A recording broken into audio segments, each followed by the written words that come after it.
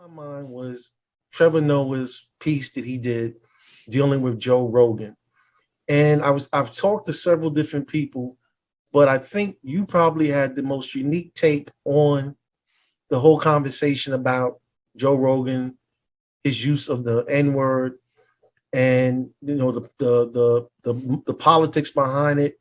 You know, dealing with Spotify. So we just wanted you to share your thoughts and your views on this. Yeah, well, well, let's just preface it with this, right? So Trevor had mentioned that because I had seen that piece already. But so Trevor had said that there's times, when journalists and documentarians and such use the word and it's appropriate. Well, this is one of the times he was talking about. So then the idea of Joe Rogan, let's start with Joe Rogan. The idea of Joe Rogan using the word, it's just like,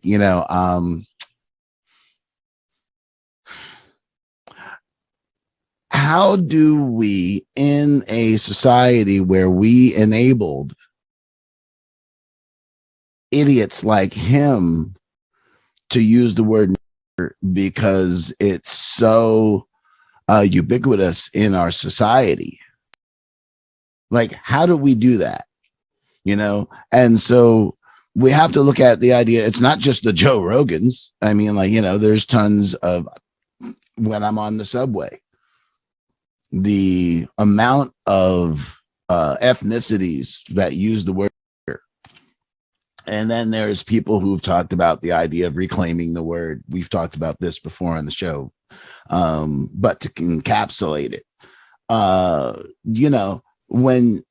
if you look at any other word, no other ethnicity has taken the word that was used, an ethnic slur against it, and actually created tangible, positive change because they did it.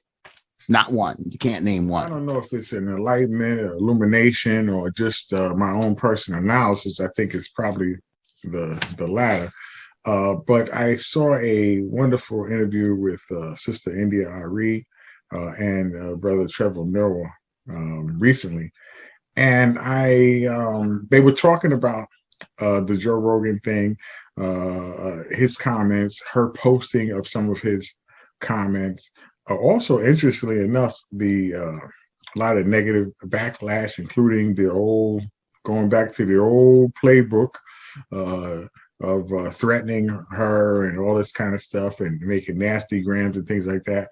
But I think that when we talk about, they were talking about racism and what is a racist. And I think that it behooves us to drill down on our definitions of these things so that we know if we're going to give somebody a label, which I don't advocate, then the label truly fits. And so I think that people use the term racist too liberally. I think that, I come from a law enforcement background. And so there's different escalations or different aggravating factors for similar behavior. But if you include those aggravated factors and you stack one thing or one circumstance on another, it becomes something different. In context of race, you and I may have been brought up to despise green people. And all of our lives, we had a dislike for green people. But we never acted on it. We never said anything. We never accosted any green people. Are we, in fact, racist because we were brought up and we embraced the concept of disliking green people? Then there's another level where we may dislike green people, and we follow green people to their house, and we say, green people must go. Green people are terrible people, so on and so forth. That's another level. There's other levels where, you can, in fact, you work at the DMV and you disappear green people's paperwork and give them all kinds of problems and things like that within the context of your purview. Then there's other levels where you perhaps are a legislator, a congressman, a senator, or a CEO, and you actually institute policy and practices that adversely affect green people. All of those things are they're rooted in the fact that you don't like green people, but all of those things are not called the same thing in the criminal justice arena. And I think that somebody that thinks something and says something is absolutely different than somebody who does something, or a system that institutionalizes a policy based on people's greenness. I hope I didn't elongate that more than it should have been, but I hope you can understand what I'm saying, brother. In other words, like, and it's so messed up, right? Like, my students, like, I have a pin, and I'll send you a picture of it. I have a pin that's like a Ghostbusters, it says, and then it's crossed out, and I wear it in school because, like, I had to prove a point. And like, so when I got to the school, there was a whole bunch of people who would use the word nigger all the time. And I was just like, these people are using the word not even knowing what they're talking about, because they say they're reclaiming the word. And this is like, well, firstly, let's look up the word reclaim: to take possession of that of which you've already possessed or owned. We never owned the word. So strike one. Mm-hmm. So then you get to that next one, right? Where it's like, well, we're taking the power out of the word.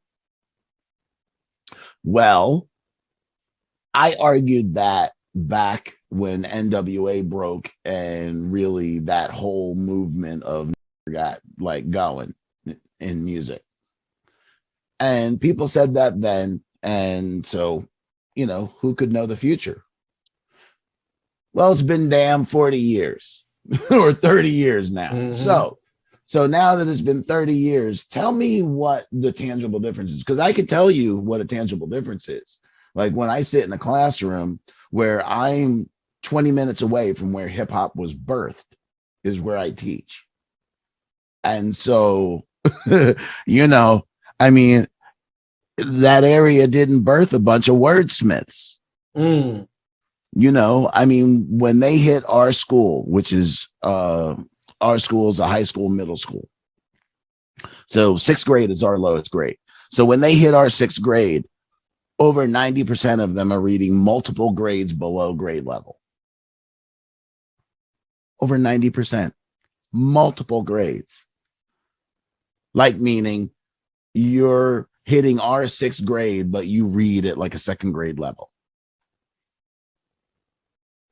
So what do you want when you're talking about a Joe Rogan, who 100% was going to his audience, as Trevor pointed out? I don't need to belabor that point. Like, and we need to stop this idea of like, the are they racist? Like, like playing a game show. Like Dave Chappelle would do something like that. Is right, exactly. Well, actually, that was damn. Somebody already did that. That was that Mad TV? Yeah, I think it was Mad TV. But in any case, we need to stop even going there, just because it's American as apple pie. These people say words. It's like either it was a joke, you took us out of context, blah, blah, blah, blah, blah. Well, I was, well, I said Planet of the Apes, but I didn't say Planet of the Apes. I did this, but I didn't do that. It's like Malcolm pointed out, the idea of the laws. We wouldn't need any more laws on the books to protect us if the current laws were applied evenly. And so all this feeds back into the idea of like the negativity of ourselves. No, I certainly can't understand what you're saying. I'm distressed to hear that, that India Reid was accosted for doing something that we basically say is a right within the United States, and that is to express our opinion. Joe Rogan decided that he wanted to express his opinion, and he didn't care about the impact of how it might affect individuals. You know, there was a Supreme Court case that I was looking at, just thinking about where a black gentleman brought a case against the hospital he was working at, and he said that they created a hostile environment because someone had scratched into the elevator. They scratched the N-word into it, and so he said it every day they had to see that. Yeah, they complained about it, and nothing was done about it, and that word created a hostile environment for him and the individuals there. He eventually was let go by the hospital, was fired. The case went to the Supreme Court, and they turned it down. They ruled in favor of the hospital. But the thing that I thought was really interesting about it was Judge Kavanaugh. He had made a statement, and I want to share that statement with you. He said this about the N-word: "No other word in the English language so powerful or instantly calls to mind our country's long and brutal struggle to overcome racism and discrimination against African Americans."